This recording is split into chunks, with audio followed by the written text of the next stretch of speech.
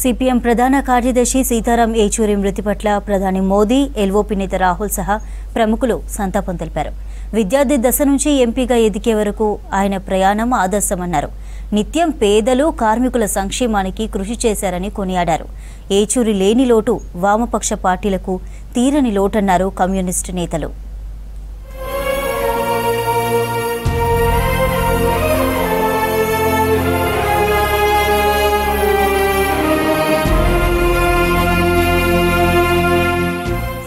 ప్రధాన కార్యదర్శి సీతారాం ఏచూరి మృతిపై పార్టీలకు అతీతంగా ప్రముఖులు విచారం వ్యక్తం చేశారు. ఏచూరి మరణం తీరని లోటన్నారు. ప్రజా సమస్యలపై ఆయన అలుపెరుగని పోరాటం చేశారని కొనియాడారు ప్రధాని నరేంద్ర మోదీ, కాంగ్రెస్ సీనియర్ నేత సోనియా గాంధీ, ఎల్ఓపీ నేత రాహుల్ గాంధీ. ఏచూరి కుటుంబ సభ్యులకు ప్రగాఢ సానుభూతి తెలిపారు.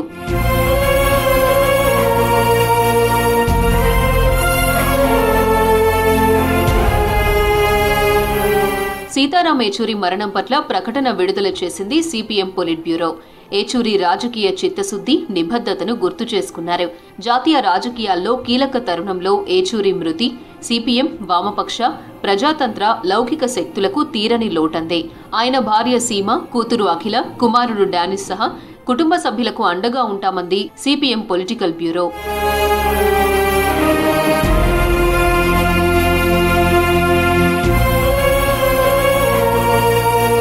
దేశంలో వామపక్ష ఉద్యమానికి ఏచూరి మృతి తీరని లోటన్నారు సిపిఎం పొలిటికల్ బ్యూరో సభ్యులు బివి రాఘవులు. తెలుగు రాష్ట్రాల గురించి ఎప్పుడూ ఆలోచించేవారని గుర్తు చేసుకున్నారు.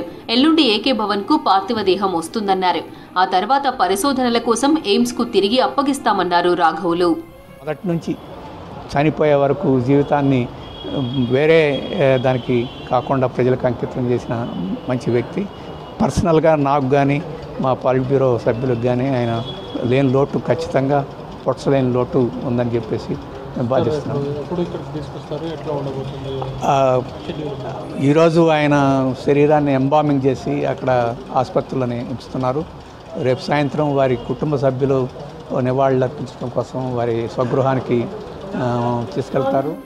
సిపిఎం ప్రధాన కార్యదర్శి సీతారాం ఏచూరి మరణంతో పార్టీకి, ప్రజలకు తీరని నష్టం జరిగిందన్నారు తెలంగాణ రాష్ట్ర కార్యదర్శి తమ్మినేని వీరభద్రం. ఆయన భౌతికంగా దూరమైనా ఎప్పుడూ ప్రజలతోనే ఉంటారన్నారు. నిత్యం ప్రజా సంక్షేమం కోసం పరితపించేవారన్నారు తమ్మినేని వీరభద్రం.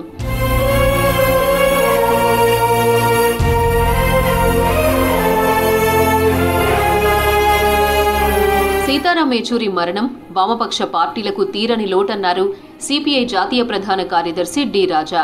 ఆయనతో దశాబ్దాల అనుబంధం ఉందన్నారు. యూపీఏ 1 ప్రభుత్వం ఏర్పాటులో కీలకంగా మారారన్నారు.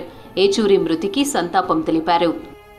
It is a great loss for the entire communist left movement in the country.